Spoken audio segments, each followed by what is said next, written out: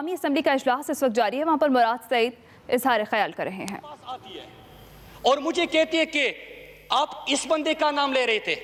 میں نے کہا کہ میں نے تو پردہ رکھا ہے. اگر کسی کا احتساب ہو رہا ہے, کسی کی انکوائری ہوئی ہے, اس سے ریکوری ہونی ہے, وہ تو وہاں پہ آفیشل کام ہے, وہ ہوتا رہے گا. میں نے تو صرف اشارہ دے دیا کہ اگر آپ میرے گھر جاتے ہیں, گھر تک نہ جائے, مجھ سے بات کریں.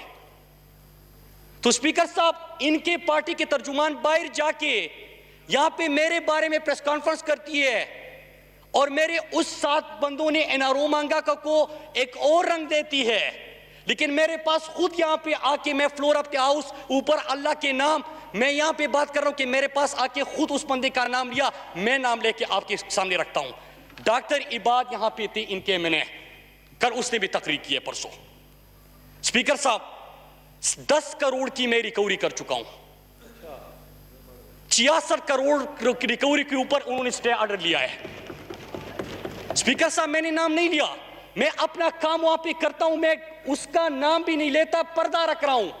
لیکن آپ کے پارٹی کے ترجمان میرے پاس آ کے کہتی ہے کہ یہ بندہ تھا, اور باہر جا کے پریس کانفرنس کرتی ہے مراد بہت برا ہے, جھوٹ بولتا ہے. ان کی والدہ بھی رات کو اس دن منیف فاروق کے پروگرام میں بیٹھی تھی, ابھی بھی بیٹھی ہے. انہوں نے کہا کہ نہیں, وہ جھوٹ بہت بولتا ہے. میں اگلی دن آ کے میں نے ان سے سامنے پوچھا, میں نے کہا کہ میں جھوٹ بولتا ہوں, یہی بندہ ہے آپ کا, اور ان کے پارٹی کے ترجمان نے مجھے نام لے کے دیا, لیکن میں نے نام نہیں لیا. آپ اس قسم کی بات کرتے ہیں اسپیکر صاحب. پھر تیسری چیز, یہاں پہ جس بندے نے کل تقریر کی اور ذاتی حملے کیے, 7 بندوں کا میں نے ذکر کیا تھا. میں نے کہا کہ ایک اس ایوان کے اندر موجود ہے, ایوان کا میں نے نام بتا دیا. 10 کروڑ کی ریکوری ہوئی ہے, 66 کروڑ کی ریکوری کے اوپر سٹے آرڈر لیا ہوا ہے. ایک پروجیکٹ جو انہوں نے سڑک بنانی تھی اپنے لوگوں کے لیے, اس کا پیسہ کا ہے, سڑک نہیں بن پائی. اسپیکر صاحب, لیکن یہاں سے جا کے اپنے لوگوں کو ان علاقوں میں فون کر کے خیبر پختونخوا میں, اور یہ غلیظ گالیاں دیتے ہیں. اگر میں اتنا برا ہوں اسپیکر صاحب, میرے گھر جرگہ کیوں لے کے آئے؟ میں نہیں ملا, میرے والد صاحب کے پاس پہنچے. اگر میں اتنا برا ہوں تو ان کی فیملی میرے گھر کے سامنے رات کو 12 بجے کھڑے ہو کے, جب اگلے دن ریکوری ہو رہی تھی, منتیں کیوں کر رہی تھی اسپیکر صاحب؟ اگر میں اتنا برا ہوں اسپیکر صاحب, تو میرے دفتر آ کے 3 گھنٹے تک میٹنگز کے ختم ہونے کا انتظار کیوں کیا کہ میں کب فارغ ہوں گا؟ اسپیکر صاحب, 2 حوالے رکھتے ہیں اسپیکر صاحب. عباسی صاحب, میں آپ کی کوئی بات نہیں کر رہا, میں اپنی بات کر رہا ہوں. آج اتنا مجھے حق ہے. 2 موجود ہے نہیں.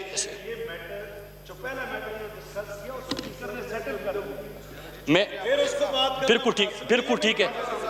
میں آج بالکل ٹھیک ہے سابقہ ڈپٹی اسپیکر صاحب.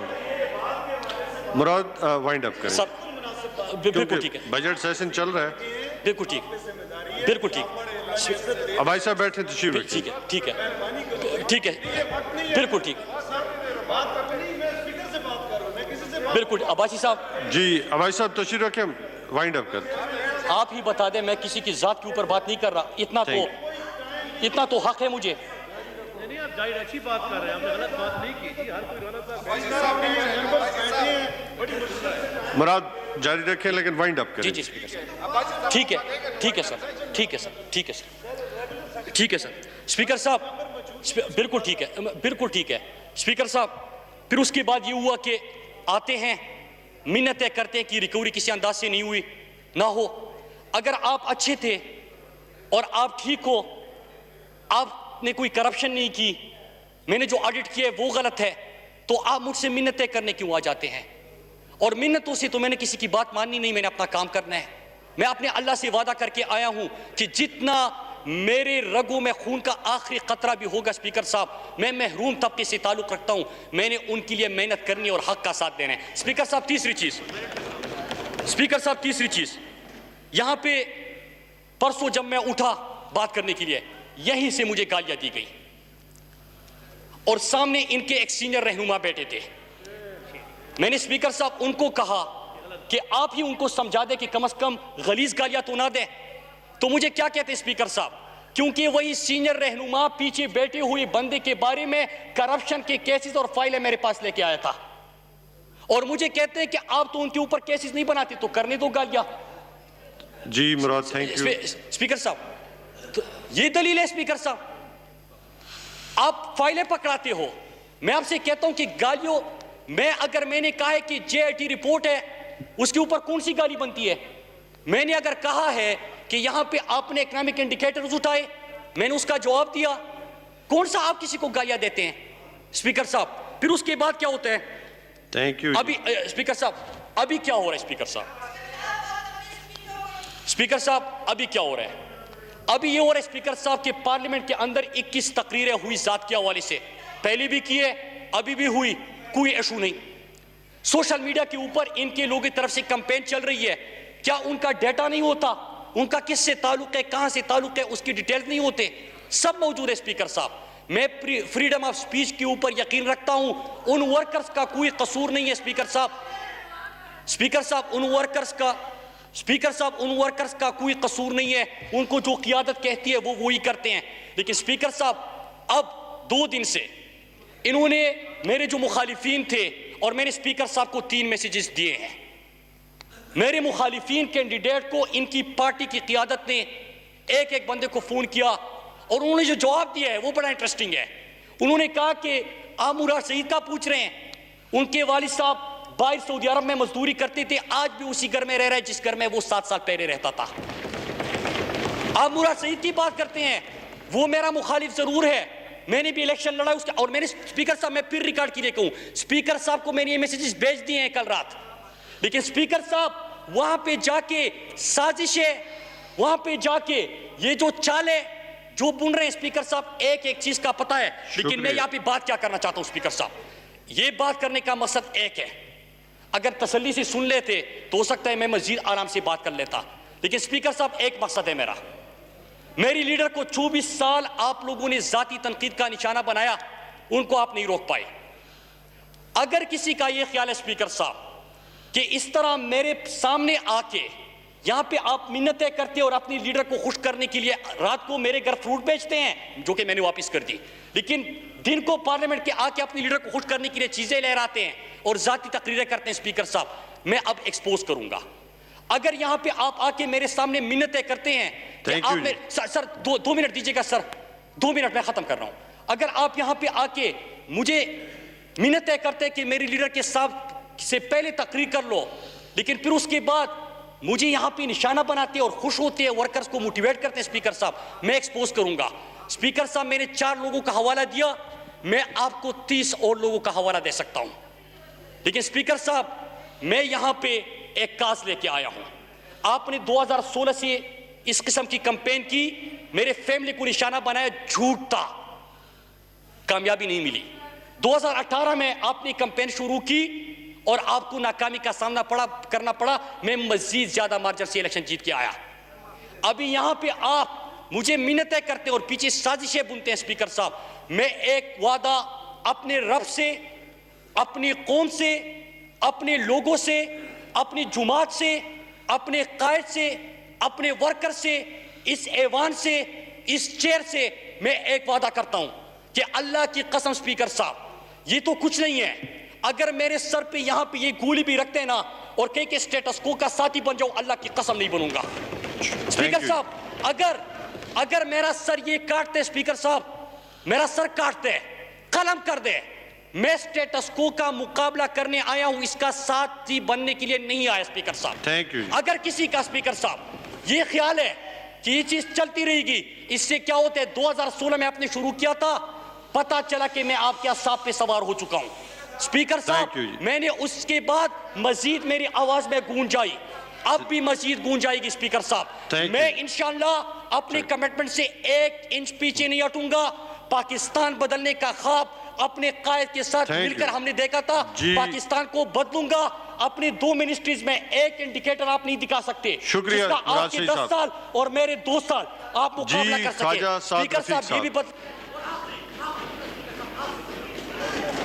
جی وائنڈ اپ کریں. جی مراد سعید. اسپیکر صاحب جب آخری جملہ. اسپیکر صاحب جب ان سے کاشف عباسی نے پروگرام میں پوچھا کہ آپ مراد کو ہمیشہ اس قسم کی گالیاں دیتے ہیں, تو مراد کہتے کہ مراد کی زبان کو دیکھے. کاشف نے 3 دفعہ سوال کیا کہ مراد نے کیا بولا ہے, کہتے کہ فرزند زرداری بولا ہے. چلو تھینک. جی خواجہ سعد رفیق صاحب.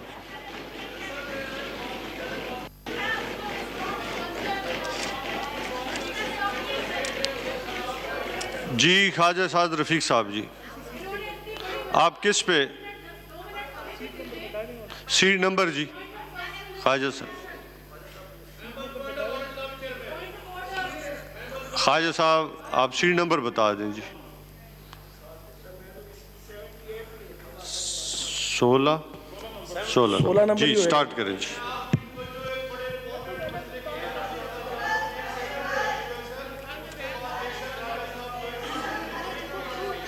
خواجہ صاحب اپنی سپیچ تابعدار جناب. خواجہ صاحب شروع کریں جی. اور جناب ثناء اللہ مستی خیل ناراض ہو جائے گا, نفیسہ باجی بات کرنا چاہتے ہیں. ابھی تشریف رکھیں. ابھی سعد رفیق صاحب. میں خاجی سے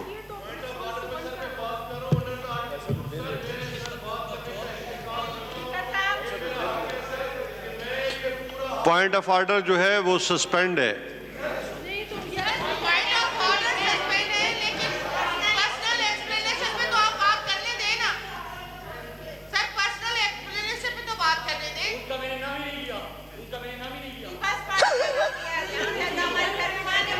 جی خواجہ صاحب سٹارٹ کریں جی.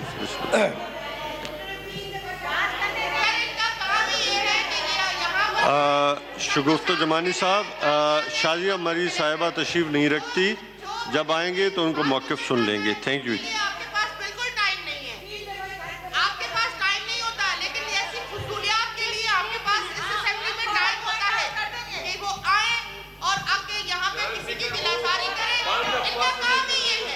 ایک تو یہ کہ اسکرپٹ لکھ کے دے دیا گیا. شازیہ مری صاحبہ تشریف نہیں رکھتی, جب وہ آئیں گے تو ان کا جو پوائنٹ ہے وہ سن لیں گے. دلاساری کریں اور اس اسمبلی کا جو ہے وہ ماحول خراب کریں اور اس کے بعد پھر چلے جائیں. پر وہ تو چلا گیا جائے. مراد آ گیا پھر بات کر لیں.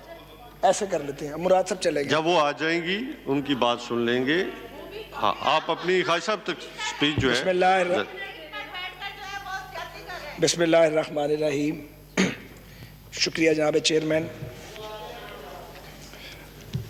ابھی ایک فیڈرل منسٹر صاحب نے تقریباً 23 minute point of personal explanation پہ بات کی. بہرحال میں صرف یہ بات ریکارڈ پہ لا رہا ہوں. جناب والا گزارش یہ ہے کہ کل میں نے سوچا کہ میں بجٹ پہ سپیچ کروں, رات کو کچھ خاکہ بھی تیار کیا, لیکن آپ یقین کریں صبح دل نہیں کر رہا تھا کہ یہاں اس ایوان میں آ کے بات کی جائے.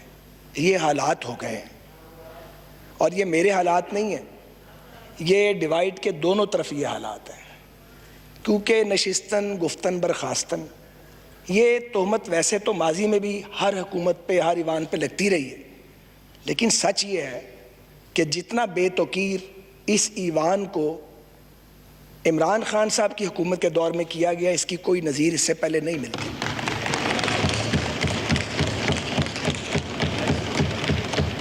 ہم یہاں یہ درست کہا, ایک پی ٹی آئی کے کسی دوست نے بھی یہ بات کی, میری بہن نفیسہ شاہ صاحبہ نے بھی ابھی بات کی, ہم یہاں پہ ایک دوسرے کے گریبان پھاڑنے تو نہیں آتے, ایک دوسرے کی بے عزتی کرنے کا مینڈیٹ لے کے تو ہم یہاں نہیں آتے.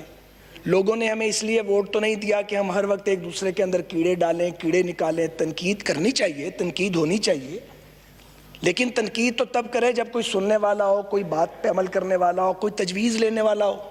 ایسا کوئی بندوبست یہاں موجود نہیں ہے. ٹھیک کہا ہے یہاں پہ نفیسہ شاہ صاحبہ نے کہ ایک ایسے وقت پہ جب ہم ایٹ وار ہیں, افواج کام کر رہی ہیں, جوڈیشری کام کر رہی ہے, ہیلتھ کیئر والے جو ہیں وہ دن رات کام کر رہے ہیں, ریسکیو والے پولیس کام کر رہی ہے, آپ نے پارلیمنٹ کا لاک ڈاؤن کر دیا. لوگ یہ سوچنے میں حق بجانب ہیں کہ لوگوں کی جانیں جا رہی ہیں. کیا سیاسی قیادت کی جانیں پاکستان کے عام لوگوں سے زیادہ قیمتی ہیں؟ کتنا خوف ہے کرونا کا کہ ہم یہاں بات نہیں کر سکتے. اللہ تعالیٰ سب کو اپنی حفظ و امان میں رکھے.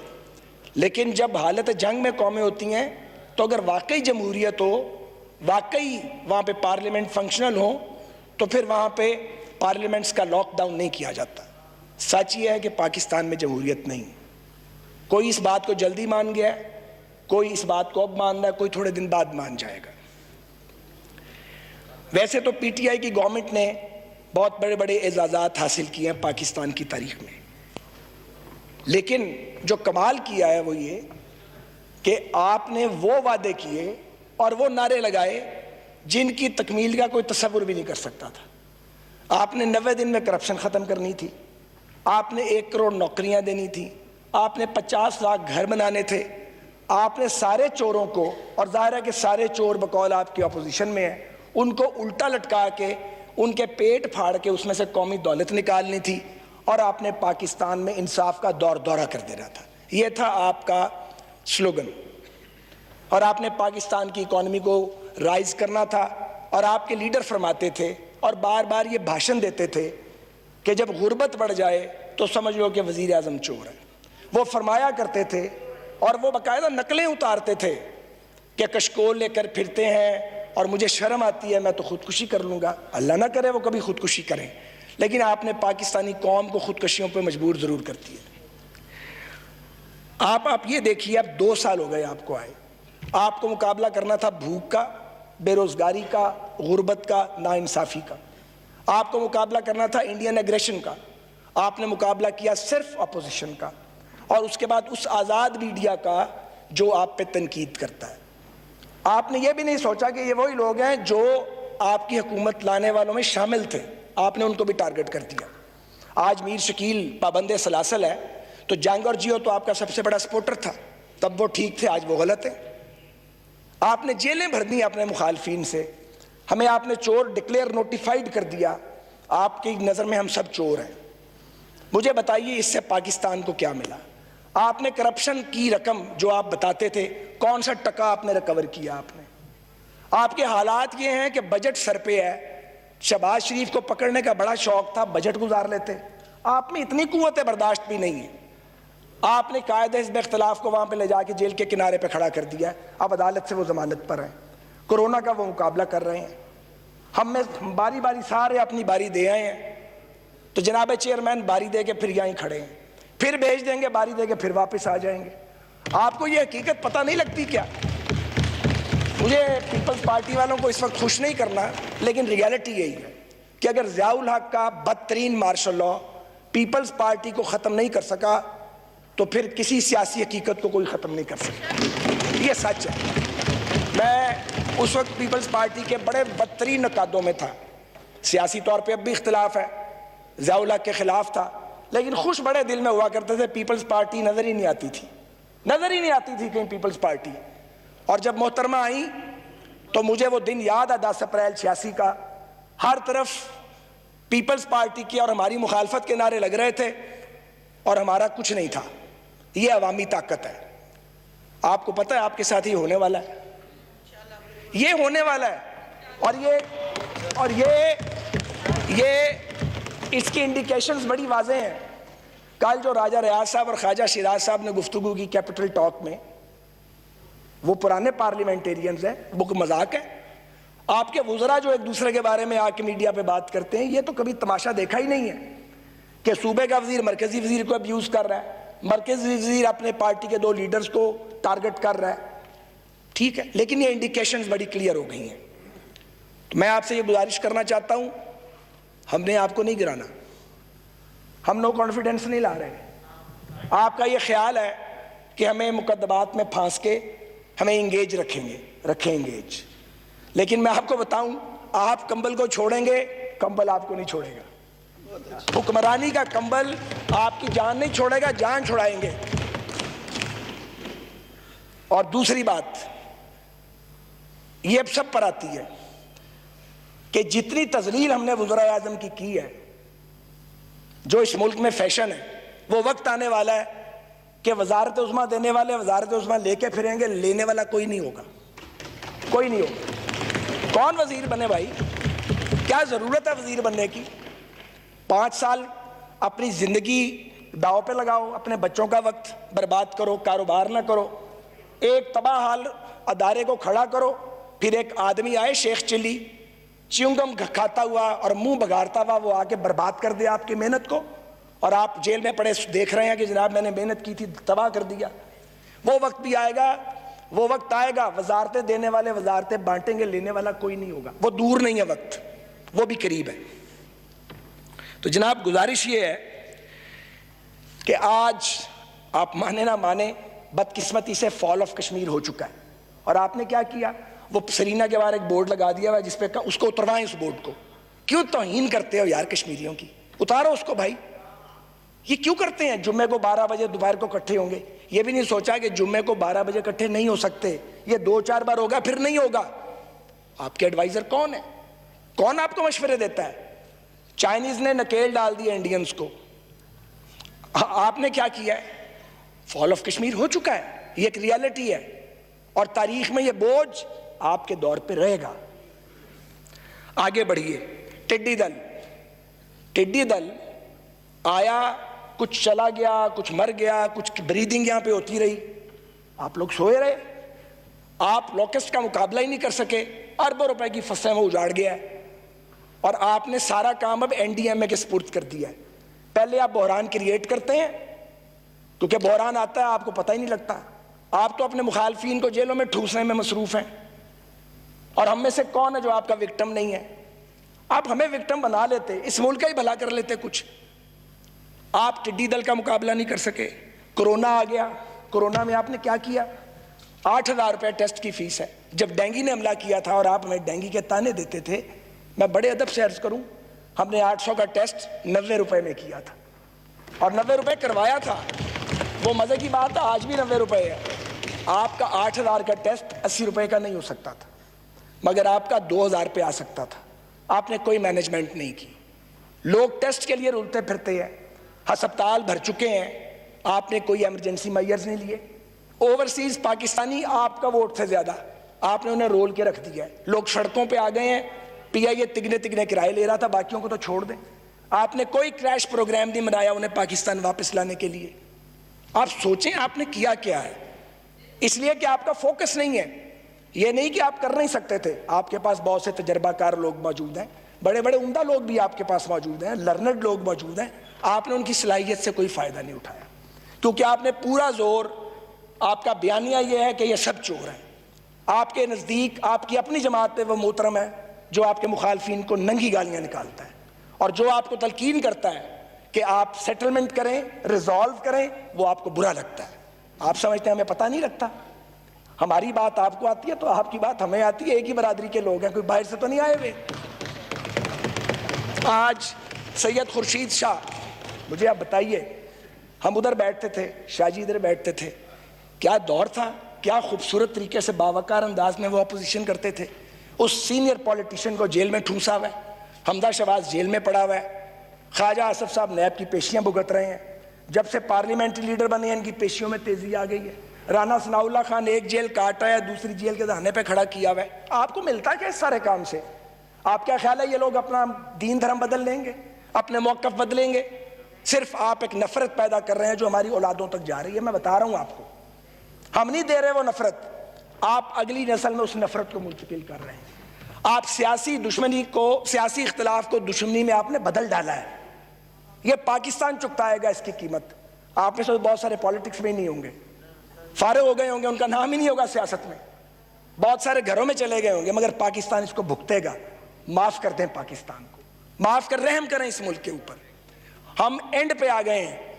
اس ملک میں مشرقی پاکستان کے ٹوٹنے سے سبق نہیں سیکھا گیا, تو کرونا کے اس حملے سے ہی سبق سیکھ لیجئے. یہ کرونا کی جو ایک عذاب ہم پہ آیا ہے پوری دنیا پہ, اس کرونا کے اندر سے اپرچونٹی مل سکتی تھی. ہر مشکل میں ایک اپرچونٹی ہے, مگر آپ کے پاس وہ کیپیسٹی نہیں ہے. آپ تو بات چیت کرنے کی پوزیشن میں نہیں ہیں. آپ اس پوزیشن میں نہیں ہیں کہ آپ اپوزیشن کے ساتھ قومی معاملات پہ گفتگو کر سکیں. 11 ووٹوں کی آپ کی حکومت ہے, وہ 11 بھی آپ کے اپنے ووٹ نہیں ہیں. آپ کو بھی پتا وہ ووٹ کہاں سے آئے ہوئے ہیں, اور ہمیں بھی پتا کہاں سے آئے ہوئے ہیں. کوئی 2/3 میجورٹی ہوتی ہے, تو 2/3 میجورٹی بھی نہیں چلی.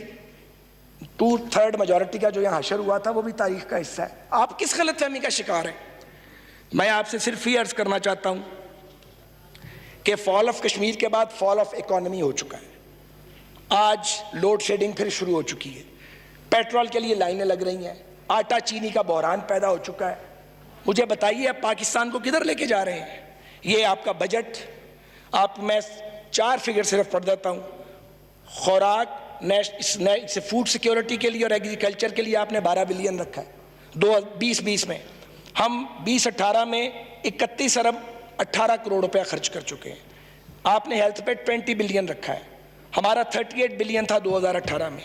आपने एजुकेशन पे, हायर एजुकेशन डाल के 94 बिलियन रखा है। हम 2 साल पहले जब आखिरी बजट दिया 97 बिलियन पे थे। आपका पीएसटीपी सिर्फ 650 बिलियन का है, हमारा 1000 बिलियन का पीएसटीपी था 2018 में। आपने रेलवे जिसके स्पुर्द की हुई है, आपने 40 बिलियन दिया है, हम 87.5 अरब रुपया दिया हमने रेलवे को। ये फिगर्स की बात है, मैं तो नहीं फिगर्स लेके आया। आपका बजट खसारा 7% है, हमारा आखिरी खसारा 4.9% था।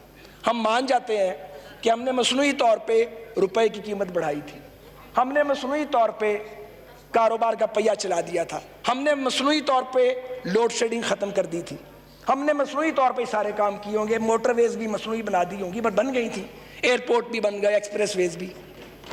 आप भी मसनूई तौर पे कुछ कर लेते, आपसे तो मसनूई तौर पे भी कुछ नहीं हुआ। आपके 2 साल में आपने हमारे 5 साल जितना कर्ज लिया। हमारा कर्जा तो लगा हुआ नजर आता है, जगह जगह पे उसके आसार और निशान है। आपने ये कर्जा लेके कहाँ रखा है? अगर कल किसी ने आपसे पूछा रसीदा कढ़ो, हिसाब दो, तो क्या करेंगे?